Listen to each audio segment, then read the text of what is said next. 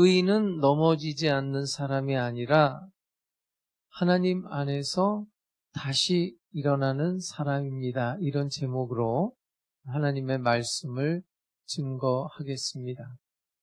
오늘 본문 말씀은 굉장히 짧은 말씀인데 근데 굉장히 깊은 말씀이에요. 그래서 오늘 이 한 절을 여러분에게 좀 해석해 드리려고 합니다. 의인은 7번 넘어져도 다시 일어난다. 그러니까 여기서 우리가 눈치를 빨리 채야 되는 게 뭐냐면 의인도 넘어진다는 거예요? 안 넘어진다는 거예요? 네, 일단 이 말씀을 보면 의인도 넘어진다. 하나님을 믿는 사람도 무너질 때가 있다. 기도하는 사람도 흔들릴 수 있다. 오래 믿은 사람도 낙심할 수 있다. 교회를 섬기는 사람들도 상처받을 수 있다. 그런 이야기예요. 그런데 핵심은 의인은 넘어지지 않는 사람이 아니라 의인은 넘어져도 어떻게 한다고요? 다시 일어난다는 거예요. 우리가 이제 의인 그러면 좀 실수할 때가 있는데 강한 사람, 언제나 믿음이 충만한 사람, 말도 조심하고 실수하지 않는 사람, 감정도 흔들리지 않고 기도도 쉬지 않는 사람. 물론 그렇게 살기 위해 힘써야 되죠. 그러나 성경이 말하는 의인은 완벽한 사람을 가리키는 말이 아닙니다. 성경에서 의인이라는 것은 하나님의 관계 안에 있는 사람을 의인이라는 거예요. 넘어졌을 때 하나님께 돌아오는 사람을 의인이라고 합니다. 실패했을 때 하나님의 은혜를 붙드는 사람을 의인이라고 그래요. 그러니까 의인이란 말은 하나님이 의롭다고 인정한 사람들이에요. 여러분 살면서 나는 한 번도 넘어져 본 적이 없습니다. 이런 사람이 있을까요? 나는 한 번도 믿음이 흔들린 적이 없습니다. 나는 한 번도 사람에게 상처받아 본 적이 없습니다. 나는 한 번도 내 자녀 문제로 밤잠을 설쳐 본 적이 없습니다. 나는 한 번도 건강 문제로 두려워해 본 적이 없습니다. 나는 한 번도 주님, 나는 왜 이 모양입니까? 이렇게 말한 적이 없습니다. 이런 사람이 있을까요? 우리 모두는 각자의 넘어짐이 있어요. 어떤 사람은 죄책감, 어떤 사람은 관계의 상처, 어떤 사람은 자녀 문제, 어떤 사람은 부부 사이에 오래된 아픔, 어떤 사람은 경제적인 아픔, 건강, 교회 섬기다가 상처를 받는 사람, 기도 응답이 없어서 힘들어하는 사람. 겉으로는 다 괜찮아 보이지요. 그러나 마음속으로는 주저앉은 분들이 있단 말이에요. 물론 사람들 앞에서는 웃죠. 건강하게. 그러나 혼자 있을 때는 나는 이제 일어날 힘이 없다. 이런 분들 많죠. 오늘 그런 분들 하나님의 음성을 좀 들으셔야 돼요. 오늘 이 말씀이에요. 네가 넘어졌다고 끝이 아니다. 네가 또 넘어졌다고 내가 너를 버린 것이 아니다. 너의 실패보다 나의 은혜가 크다. 너의 상처보다 내 사랑은 더 깊다. 그 뜻이 7번 넘어져도 8번 일으킨다는 거예요. 여러분 오늘 이 말씀을 오해해가지고 힘내세요. 뭐 이런 얘기 아닙니다. 포기하지 마세요. 다시 도전하세요. 이런 인간적인 이야기가 아니에요. 인간의 의지를 말하는 것이 아니라 하나님의 은혜로 일으킨다는 이야기예요. 우리가 여러분 다시 일어날 수 있는 이유가 때가 강해서 내가 믿음이 좋아서, 내가 성품이 좋아서, 내가 신앙생활을 오래 했기 때문에 내 의지는 다른 사람하고 남달라서 내 정신력은 다른 사람하고 남다르기 때문에 그래서 다시 일어난다, 그런 이야기가 아니에요. 하나님이 우리를 붙드시기 때문이라는 거예요. 시편 37편 24절입니다. 오늘 잠언 말씀하고 좀 비슷해요. 그는 넘어지나 아주 엎드러지지 아니함은 여호와께서 그의 손으로 붙드심이로다. 그는 넘어지지 않는다는 말이 아니잖아요. 그는 넘어지나 아주 엎드러지지는 않는다 이거예요. 넘어질 수 있다는 거예요. 그러나 아주 엎드러지지는 않는다. 흔들릴 수 있다는 거예요. 그러나 완전히 뽑혀버리지는 않는다는 거예요. 눈물 흘릴 수 있다는 이야기예요. 그러나 그 눈물이 그 사람의 마지막은 아니라는 거예요. 실패할 수 있다는 거예요. 그러나 그 실패가 그 사람의 인생의 결론은 아니라는 거예요. 왜 그러냐? 다시 볼게요. 시편 37편. 그는 넘어지나 아주 엎드러지지 아니함은 왜 그런 거예요? 왜 그런 거예요? 여호와께서 그의 손으로 붙드시기 때문이라는 거예요. 오늘 여러분 이 예배가, 오늘 이 시간이 여러분이 다시 일어나는 그런 예배가 될 수 있기를 주님의 이름으로 축복합니다. 무너진 믿음 다시 일어나야 돼요. 무너진 예배, 무너진 사명, 무너진 기도, 잃어버린 감사, 주님을 향한 나의 첫사랑, 이거 다 다시 일어나야 돼요. 오늘 본문 말씀은 메시지가 너무나 분명해요. 자, 의인이 있고 악인이 있다는 거예요. 그 의인과 악인의 차이가 뭐냐? 그 사람이 고난을 만나느냐, 고난을 안 만나느냐, 그런 이야기가 아니에요. 둘 다 넘어진다. 둘 다 넘어졌을 때 의인과 악인의 차이는 뭐냐? 무엇을 붙드느냐? 그 사람의 기초가 뭐냐? 결말이 어디 있느냐? 거기서 악인과 의인이 딱 갈라지는 거예요. 오늘 본문에서 이 한 절에 가장 주목해야 될 단어는 의인이라는 말이에요. 대저 의인은 이러는 거예요. 7번 넘어져도 다시 일어난다. 다시 말씀드립니다. 의인도 넘어져요? 안 넘어져요? 의인도 넘어져요? 안 넘어져요? 이게 위로의 말씀이에요. 이게 의인도 넘어진다. 우리가 신앙생활하면서 이런 생각을 합니다.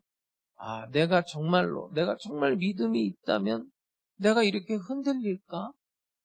내가 정말 신앙생활한 지 오래됐는데 왜 나는 아직도 이렇게 약할까? 내가 직분까지 받았는데, 직분자인데 나 왜 이런 생각을 하고 있지? 내가 기도하는 사람인데 왜 낙심하지? 하나님이 나를 보시면 엄청 실망할 거야. 이런 생각할 때 있거든요. 그런데 오늘 본문은 어떻게 정의하냐면 의인은 넘어지지 않는다, 그 말이 아니라 의인도 넘어진다. 그런데 다시 일어난다는 거예요. 믿음이 흔들려도 다시 돌아온다. 그러니까 이런 거죠. 기도하면서 낙심도 해요. 헌신하면서 지칠 수 있어요. 직분자도 상처받을 수 있어요. 그러나 그 자리가 끝이 아니라는 거예요. 왜? 그 사람 안에 하나님의 생명이 있고 그 사람을 하나님의 손이 붙들어 주고 있기 때문이라는 거예요. 여러분 길거리 지나가다 나무를 봅니다. 나무를 보면 바람이 불면 가지가 흔들리고 때로 잎도 떨어지고 가지도 꺾일 때가 있어요. 그렇지만 그 나무의 뿌리가 살아있으면 나무는 다시 새 순을 열어요. 겨울에는 죽은 나무 같은데 봄이면 다시 생명이 올라온다는 게 뿌리가 살아있으면. 성도의 삶이 그래요. 믿음이 흔들릴 수 있고 감사의 잎이 떨어질 수도 있고 기도의 힘이 약해질 수도 있어요. 그러나 그 뿌리가, 그 기초가 하나님께 있는 사람들은 여러분 다시 살아납니다. 그러니까 문제는 내가 흔들렸느냐 그런 얘기가 아니에요. 뿌리가 어디에 있느냐. 뿌리가. 의인이라는 것은 하나님께 뿌리를 두고 있는 사람이다 이거예요. 자기 의를 가지고 뿌리를 내린 사람이 아니라 하나님의 은혜에 뿌리를 내린 사람이라는 거예요. 그래서 넘어져도 다시 일어난다는 거예요. 아브라함을 보세요. 두려움 앞에서 흔들리지 않아요. 모세를 보세요. 분노 앞에서 실수하죠. 다윗도 죄 앞에서 넘어집니다. 엘리야도 하나님 앞에서 자기의 생명을 걷어가달라고 죽기를 구합니다.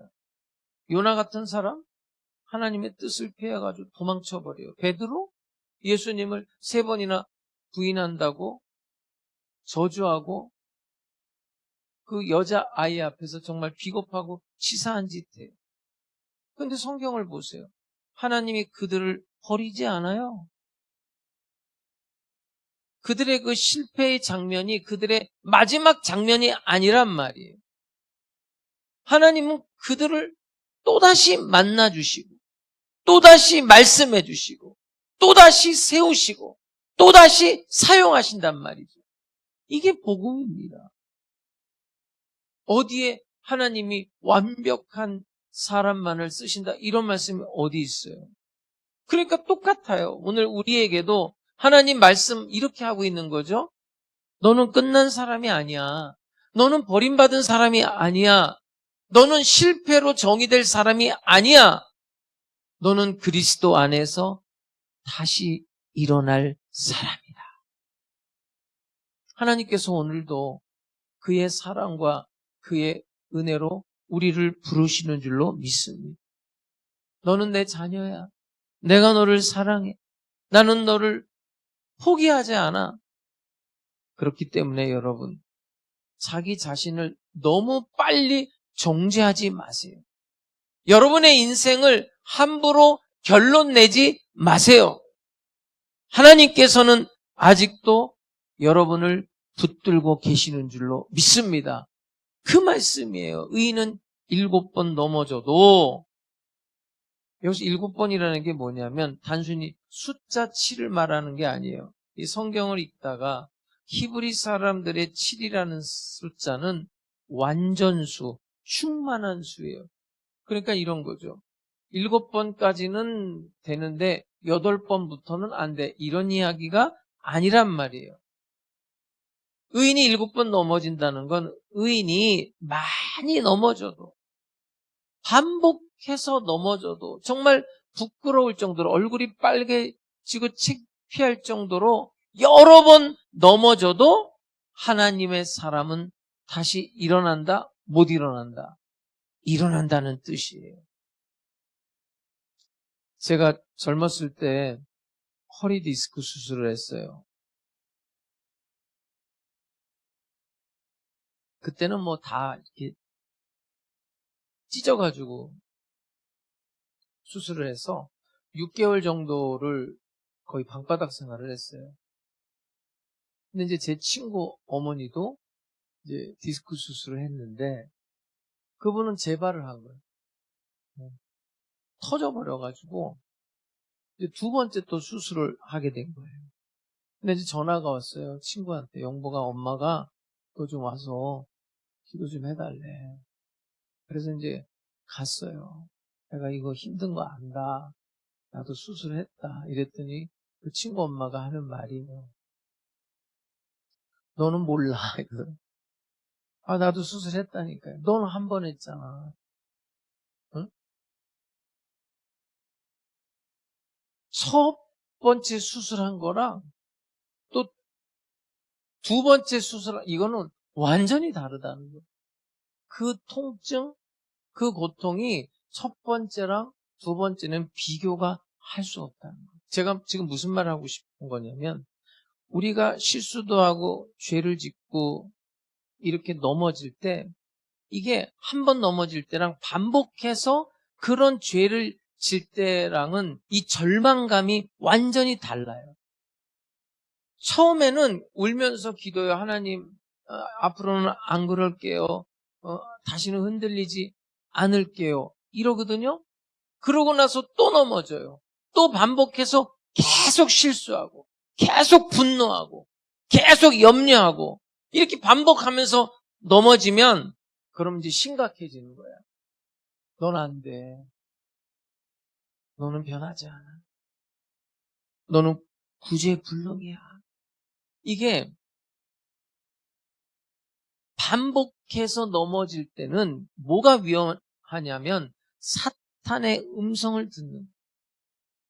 사실은 여러분, 넘어졌다는 사실이 우리가 하나님으로부터 버림받았다는 뜻이 아니거든요.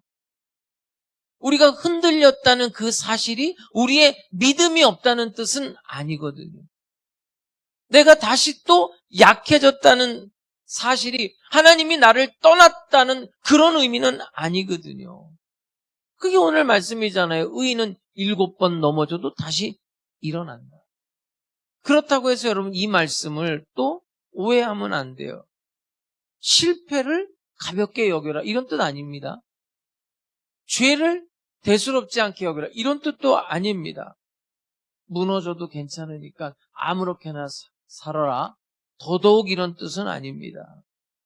이 뜻은 뭐냐면 네가 넘어진 자리에 영원히 머물지 말라는 뜻이. 실패라는 이름으로 자기 자신을 규정하지 말라는 뜻이에요. 다시 하나님의 은혜를 붙들라는 뜻이. 왜? 하나님 앞에서는 하나님께는 늦은 시간이 없어요. 끝난 인생이 없어요. 회복이 불가능한 사람이 하나님 앞에선 적어도 없어요. 모세가 80세부터 하나님의 부르심을 받아요. 80세. 아브라함이 100세의 아들 이삭을 받아요. 갈렙이 85세에 자기가 전쟁을 나가서 이 산지를 내게 주소 이렇게 간구해요. 여러분 하나님께서는 우리 과거의 실패를 보시면서 우리의 미래를 닫아버리지 않아요. 그러니까 우리 이렇게 기도해야 돼요. 주님, 저는 또 넘어졌어요. 그러나 다시 주님께 나아갑니다. 저는 약하지만 주님의 은혜는 강합니다. 저는 흔들리지만 주님의 손은 변하지 않습니다. 주님, 저를 다시 일으켜 주세요. 이렇게 기도하시기를 주님의 이름으로 축복합니다. 도움을 요청해야 해요. 근데 오늘 본문은 의인만 이야기하는 게 아니에요. 자, 악인도 말씀해요. 자, 오늘 본문을 보면 악인은 재앙으로 말미암아 어떻게 돼요? 악인은 어떻게 돼요? 의인은 어떻게 돼요? 악인은 엎드러진다는 거예요. 자, 그러면 여기서 중요한 사실을 발견해야 돼요. 의인도 넘어지고 악인도 넘어져요. 의인도 고난을 받고 악인도 고난을 받아요. 의인도 비바람 맞고 악인도 비바람 맞아요. 그런데 의인과 악인의 차이는 뭐냐? 고난이 있느냐 없느냐 그게 아니라 의인과 악인의 차이는 고난 후에 어떻게 돼요? 결말이 달라요. 의인과 악인의 차이는 그 인생의 기초가 어디에 있느냐 이거예요. 넘어졌을 때 의인은 뭘 붙들고 악인은 뭘 붙드냐 이거예요. 의인은 넘어졌을 때 하나님께 돌아갈 길이 있어요. 여러분 우리가 어렸을 때 이렇게 바깥에서 이렇게 놀잖아요. 제가 상도동에 살았는데 그 상도동에 우리 집에서 테니스장이 가까워요. 근데 그 테니스장을 누가 운영했냐면 고아원에서 운영했어요. 제 친구가 고아들이 좀 많아요. 고아 친구들이 여럿 있어요. 그래도 그 고아원에서 테니스장을 운영해서 연세대 체육과 뭐 고려대 체육과 체육과들을 많이 갔어요. 그 고아 친구들이. 그리고 이렇게 저녁 늦게까지 이렇게 놀잖아요. 놀다가 누가 불러요? 이제 엄마가 부르잖아요. 응? 영보가 이제 들어와라 이러잖아요. 놀다가 돌아갈 집이 있단 말이에요. 고아는 없습니다. 의인은 넘어졌을 때도 하나님께 돌아갈 길이 있다고. 의인은 무너졌을 때 붙들 말씀이 있어. 의인은 울 때 기도할 아버지가 있어요. 의인은 실패했을 때 그것을 덮어주는 주 예수 그리스도의 십자가의 은혜가 있어요. 의인은 약할 때 우리를 도우시는 성령님이 계셔요. 그러나 악인은 그렇지 않다는 거예요. 악인은 하나님 없이 버텨요. 자기 자존심으로 끝까지 버텨요. 자기 계산, 자기 힘으로 끝까지 버티고 버티다가 그러다가 재앙이 닥치면 그것들과 함께 무너진다는 이야기를 하고 있는. 재앙이 올 때, 여러분 평안할 때는 다 비슷해 보여요. 그러나 어려움이 오면 다 드러나요. 그 사람이 하나님을 붙들고 있었는지 아니면 하나님 외에 다른 것을 붙들고 있었는지 어려움이 오면은 그게 다 드러나는 거예요. 그러니까 예수님이 이런 말씀을 해요. 반석 위에 지은 집과 모래 위에 지은 집이 있다는 거예요. 반석 위에 지은 집도 비를 맞고 창수가 나고 바람을 맞아요. 모래 위에 지은 집도 마찬가지죠. 그러니까 반석 위에 지은 집과 모래 위에 지은 집의 차이는 비바람을 맞느냐 안 맞느냐 그런 얘기가 아니에요. 다 맞아요. 차이는 기초에 있다는 거예요. 기초. 반석이라는 그 기초 위에 지은 집은 흔들렸지만 비바람을 맞지만 무너지지 않는다는 거예요. 그러나 모래 위에 지은 집은 결국은 다 무너졌다. 이게 의인과 악인의 차이라는 거예요. 의인은 재앙이 와도 완전히 무너지지 않는다. 왜요? 그의 기초가 하나님께 있기 때문에. 그러니까 우리에게 필요한 것은 고난이 전혀 없는 인생, 그런 인생은 없어요. 우리에게 정말로 필요한 것은 고난이 와도 무너지지 않는 기초. 흔들리는 세상 속에서도 붙들 수 있는 하나님의 손. 이게 있어야 됩니다. 여러분의 기초는 뭡니까? 돈? 명예? 자존심? 건강? 사람의 인정? 자신의 경험? 경력? 뭐 그런 것들 다 귀해요. 그렇지만 여러분 그런 것들은 영원한 기초가 될 수가 없어요. 다 무너지는 것들이에요. 우리의 기초는 오직 하나님. 오직 예수 그리스도. 하나님을 붙든 사람은 넘어져도 다시 일어난다니까요. 성령님을 붙들고 있는 사람들은 재앙 속에서도 다시 일어선다는 것. 이게 그 말씀이에요. 대저 의인은 7번 넘어질지라도 다시 일어난다. 여러분 다시 일어난다는 말이 무슨 뜻이냐면 회복하다. 하나님이 일으키시다. 이런 뜻이에요. 예수님이 회당장 야이였다 죽었어요. 죽은 아이한테 아이야 뭐라 그래요? 아이야 일어나라.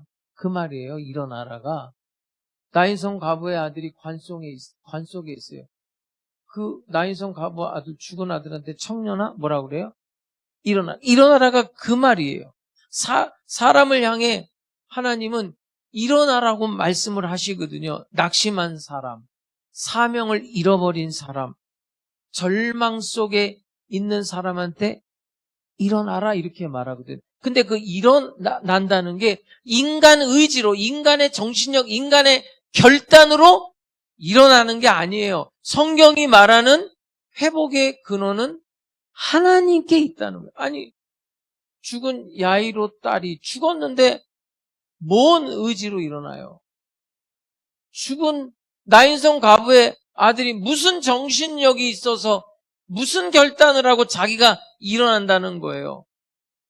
여기서 일어난다는 것은 하나님의 능력으로, 하나님의 은혜로 일어난다는 거예요.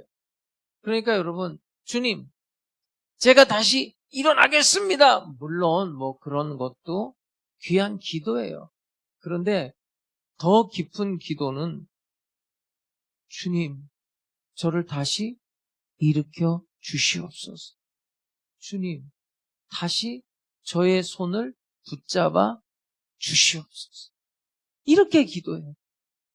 신앙이라는 것은 자기 확신이 아니에요. 신앙이라는 것은 하나님을 의지하는. 하나님, 나는 괜찮지 않아요.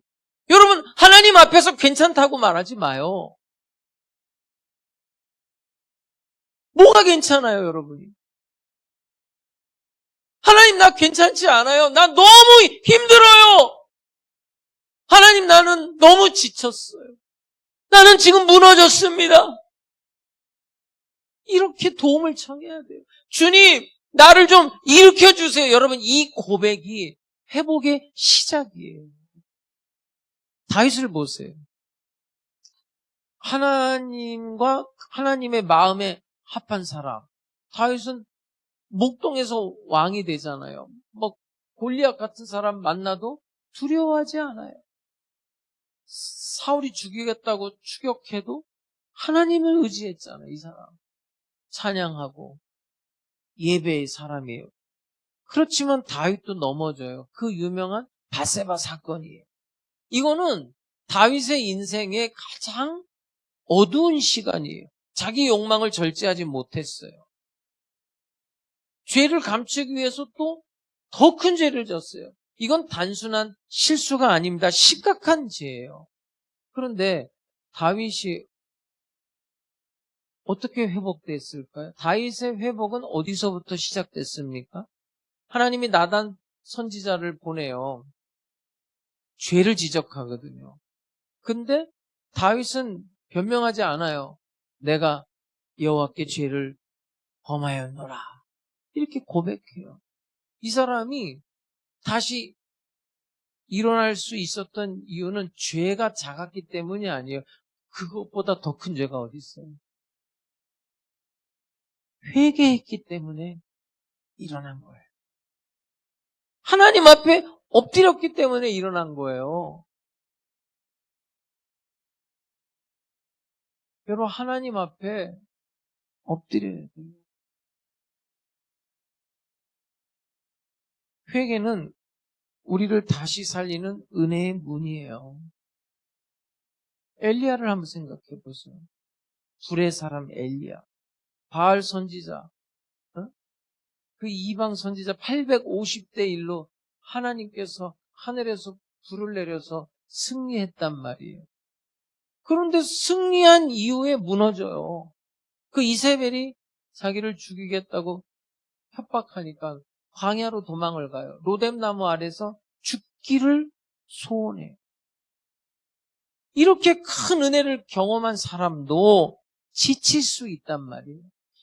큰 사명을 감당한 사람도 탈진할 수 있어요. 영적 승리를 경험한 후에도 마음이 무너질 수 있어요. 자, 그런 엘리야를 하나님이 어떻게 대합니까? 책망했습니까? 아니요. 먼저 먹였잖아요. 먼저 먹이고 재워요. 그리고 또 먹여요. 먹이고 재우고 먹이고 재워요, 그냥. 쉼을 줬단 말이에요. 쉬게 해요. 그리고 세미한 음성으로 만나주셨다. 여러분, 하나님은 지친 사람에게 설교하지 않아요. 쉼을 준단 말이에요. 밥을 주고 잠을 줘요. 사명자들을 기계처럼 다루지 않아요. 위로해 준단 말이에요. 쉼을 준다고. 먹을 것을 줘. 한 명만 더 볼게요. 베드로. 이 사람은 어땠어요? 예수님을 정말로 사랑한 사람이, 여러분, 베드로가 예수님을 사랑한 거는 진심이에요. 베드로의 문제는 예수님을 사랑하지 않은 게 아니라 베드로의 문제는 자기 자신을 너무나 믿었다는 거예요. 자기를 믿은 거예요. 야, 너 닭 울기 전에 나 3번 부인해. 예수님이 말씀하셨는데 아니요. 자기를 신뢰했어요. 모두 다 버려도 나는 아닙니다. 그러나 3번 부인해요. 그리고 예수님 말씀처럼 달기 울어요. 베드로는 바깥으로 나가서 통곡의 눈물을 흘립니다. 여러분, 그 눈물의 의미를 알아야 됩니다. 그 눈물의 의미는 자기에 대한 환상이 무너지는 눈물이에요. 나는 할 수 있다. 하면 된다. 나는 다르다. 나는 끝까지 갈 수 있다. 그 자신감이 무너진 거예요. 그 눈물이에요, 여러분. 부활하신 예수님이 다시 베드로를 찾아 그리고 물으십니다. 네가 나를 사랑하느냐? 책망하지 않아요. 왜 그랬니? 네가 정말로 그럴 수 있는 거니? 몰아붙이지 않아요. 사랑을 물으세요. 사명의 회복은 사랑의 회복에서 시작되기 때문에 사랑을 물어요. 그리고 다시 베드로에게 사명을 맡기셨어요. 내 양을 먹여라. 이게 주님의 은혜라는 거예요. 여러분, 실패한 사람 회기처분하지 않아요. 실패한 사람 다시 회복을 시켜요. 실패한 사람 다시 사랑을 묻고 다시 사명을 맡깁니다. 성경에 나와 있는 성경의 인물들은 완벽한 사람들이 아니에요.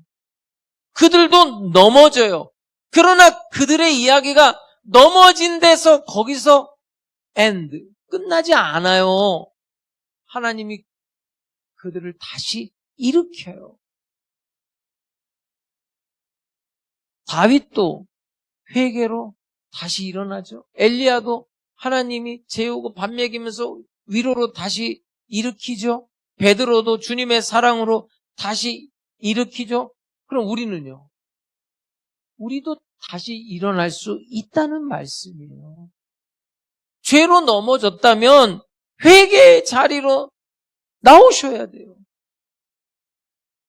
지쳐서 넘어졌다면, 탈진했다면 하나님의 위로를 받으셔야 돼요.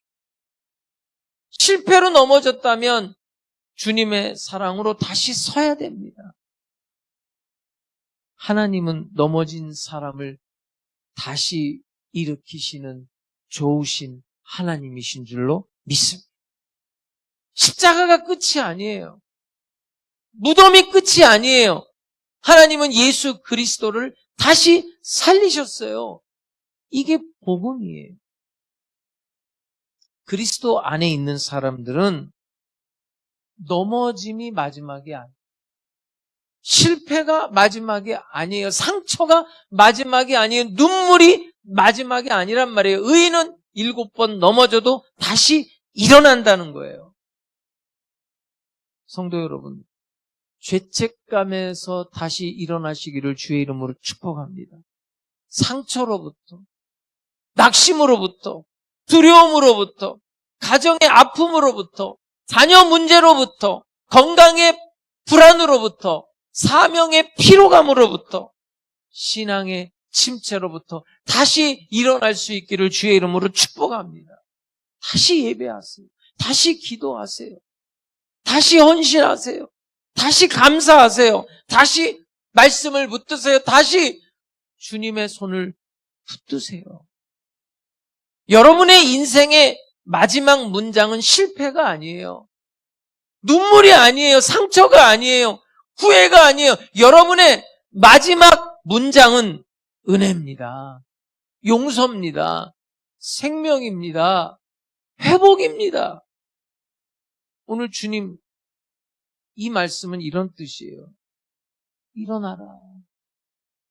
내가 일으키겠다. 다시 시작하자. 나는 너를 포기하지 않았다. 네가 넘어진 그 자리, 너의 마지막 자리가 아니다. 내가 너를 다시 세울 거야. 대저 의인은 7번 넘어져도 다시 일어나. 다시 일어나는 하나님의 사람들이 모두 되시기를 주님의 이름으로 축복합니다.